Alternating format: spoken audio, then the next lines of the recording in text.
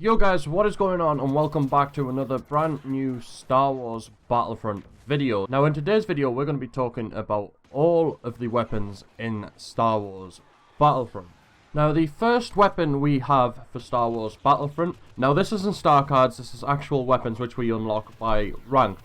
Now the first weapon is the E11 Blaster rifle, which is unlocked at level 17 and costs 2,500 credits. The EE3 is an optically fitted blaster rifle capable of 3-round burst fire at long ranges. And as you can see, it has quite a high damage. It has about 2/3 damage, say 3/4 range, 3/4 rate of fire, and again 2/3 of cooling power. Now that blaster I think we see in the trailer, and I think that is also the rifle which Boba Fett uses, so I think that could be really useful for long range game modes like Walker Assault. The next blaster we actually have is the T21 targeting rifle, and this is unlocked at level 21 and costs 2,500 credits. The T21 is a refined version of the T21, combining the power of a heavy blaster with the precision and range of a blaster rifle. And that's 3/4 damage there with a full range bar, and it looks like 1/5 rate of fire and 1/5 cooling power. And I think that again could be very suitable for long range battles, as I wouldn't want to be using that up close if it has such a slow rate of fire and a slow cooling power. It has a high damage, but at close range, if you're trying to kill someone really quickly and you're waiting for your rifle to cool down, it's not going to cool down fast enough for you to be able to kill them. The next blaster we have is the DL4 Blaster Pistol. It is unlocked at level 25 and costs 2,500 credits. The DL4 is one of the most powerful blaster pistols in the galaxy. It delivers massive damage at close range, but overheats very quickly. Again, that's nearly a full line of damage there, half a bar of range, and about 1/3 rate of fire, and about 1/4 cooling power. Now that looks really good for the close to medium range battles. I wouldn't want to put it at long range just because of the low range, but at close range as well it's a bit dubious because of its slow cooling power and a slower rate of fire. But with that high damage and the sort of medium range, I think that could be quite good for things like drop zone, because you're not too far away, but again you're not too close that your cooling power is going to let you down and get you killed. The next blaster we have is the SE14C Blaster Pistol. This is unlocked at level 14 and costs 2,500 credits again. The SE14C is a blaster pistol that fires 5-round bursts, making it ideal for close quarter combat. Again, it has half bar of damage, about 1/3 bar of range, nearly a full rate of fire bar, and nearly a full cooling power bar. So that would be really good for close quarter combat, as it says, because of its high rate of fire and high cooling power. The damage is pretty average, but with that rate of fire you're going to be firing a lot of average bullets in a short space of time, which is probably going to give you the advantage in close range gunfights. The next blaster we have is the T21 Heavy Blaster, which is unlocked at level 10 and costs 2,500 credits. The T21 is a robust heavy blaster that delivers massive damage at long ranges. Its only drawback is a slow rate of fire and lack of optics. It nearly has a full bar of damage and has about 2/3 bar of range, very low rate of fire and cooling power. So like it says, the only thing I could find this useful for is probably long range battles, maybe medium range battles because of the lack of optics. Obviously you're not going to be able to see many people that are just hiding on the head glitches in the game if you don't have the optics. So maybe this could be quite useful for the first part of Walker Assault, when you're pushing down the right hand side of the map as the Empire, and you have a lot of medium range gunfights. There's not very many super long range gunfights that the lack of optics would let you down for. The next blaster is one we've seen in the beta, which is the E11 Blaster rifle. It's unlocked at level 8 and only costs 1,550 credits. It's a powerful, accurate blaster rifle. The E11 is ideal for use in all environments.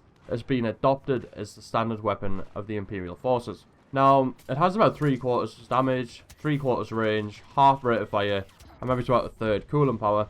I found that rifle really quite useful for game modes like Walker Assault and Drop Zone. The high range kept it really useful in Walker Assault, because obviously you could see a lot of people at long range, and with that damage, you are going to kill them quite quickly. The rate of fire isn't too bad that it causes too much recoil as well. But I also found it really useful for Drop Zone because of the high damage And with it being a decent rate of fire, you are going to hit a lot of high damage bullets in a short space of time, giving you the crucial kills. The next blaster we have is the CA87 Shock Blaster. It's unlocked at level 8 and only costs 1,550 credits. The CA87 is a retrofitted Jawa blaster that is extremely deadly at short range but near useless at medium and long range. Has a full bar of damage and next to no range, rate of fire or coolant power. I can imagine this gun is only really useful for sort of protecting a certain area, like on drop zone, where you're going to be hiding in a lot of corners just waiting for people to attack the drop zone, because it seems like a kind of Star Wars equivalent of a shotgun. So at any close range you are going to wreck a lot of people with a CA87, but I wouldn't recommend it for any other game modes other than maybe Walker Assault when it's getting close, or drop zone. Things like that, really close gunfights, that gun will be really useful. Now we're on to the blaster which is my favourite in Star Wars Battlefront, which is the A280 Blaster Rifle. Now this blaster is actually unlocked at level 8 and only costs 1,550 credits. The A280C is a sturdy and powerful blaster rifle that has a high rate of fire and excellent firepower. Modified from the A280 rifle that was favoured weapon of Alliance commandos. Now as you can see from the stats, it has a pretty decent damage, a really good range for an assault rifle, a high rate of fire and a pretty average coolant power, which makes it the perfect all-round rifle in my eyes. It isn't a rifle which is going to get outgunned at long range too much because of the high range and the sort of medium-ish type rate of fire, which isn't causing too much recoil that you can't handle it. And a close range is causing a lot of damage again, and still has a decent rate of fire and a decent coolant power, so you are going to kill a lot of people up close range because of the damage and rate of fire. So really this rifle can be used on any game mode. I really highly recommend it from all of the game time that I've actually played Star Wars Battlefront. This would be my rifle of choice for most of the game. The next blaster we have is the RT19 Heavy Blaster. It's unlocked at level 5 and only costs 1,250 credits. The RT97C is a versatile heavy blaster fitted with optics to allow use at long range. Now as you can see from the stats there, the damage isn't actually that high, but it has a very high rate of fire, quite a high range and quite a high cooling power. So from that, I'd really recommend this gun for probably a lot of close range gunfights. It says it allows use at long range because of the optics, but because of its rate of fire it could cause a lot of recoil, which could become quite difficult to use. But again, if it's got the optics and it has that range on the statistics, go ahead and use it. I personally wouldn't choose it from what I've played, just because I'm not a massive fan of heavy rifles anyway. The next blaster we have is the DLT19 Heavy Blaster, which is unlocked at level 3 for only 550 credits. The DLT19 is a heavy blaster with an excellent rate of fire that deals heavy damage at long range, capable of pinning down troops and taking out large groups of enemies. The damage is fairly low, but again the range is pretty average with a high rate of fire and a high coolant power. So from that, what I'd take is I'd use it again at maybe medium range. I wouldn't like it too much at long range just because it doesn't actually look like it has any optics.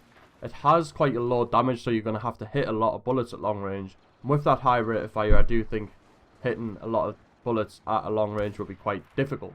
Where at close range you're going to be hitting a lot of bullets because it's a lot obviously nearer, you don't need the optics so much. And it has a massively high rate of fire, and you're just going to be hitting so many of them low damage bullets, which is going to cause a lot of kick to the opponent, but is also going to kill them off quite quickly. The next blaster we have is the TH17 Blaster Pistol, which is unlocked at level 3 and only costs 550 credits. The TH17 is a fully automatic blaster pistol. Its high rate of fire along with reasonable accuracy make it an ideal weapon for medium range combat. Has a pretty average damage, just under average sort of range, relatively high rate of fire and coolant power, so I'd really recommend this particular pistol for close range combat. It says medium range, but with damage like that and rate of fire like that, it's going to be a lot more useful at close range.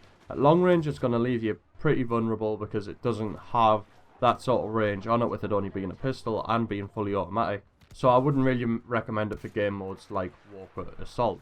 So that is it, guys. That is all of the weapons actually announced for Star Wars Battlefront Online now.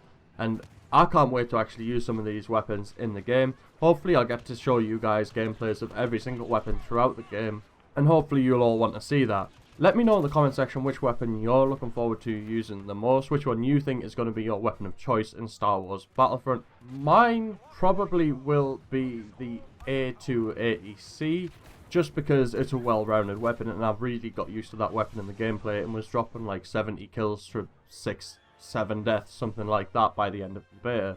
So smash a like if you've enjoyed this video and subscribe to join the Axrora Alliance and be kept up to date with all things Star Wars. Other than that, I've been Axrora, it's been good fun, and I hope to see you again in another video, and may the Force be with you.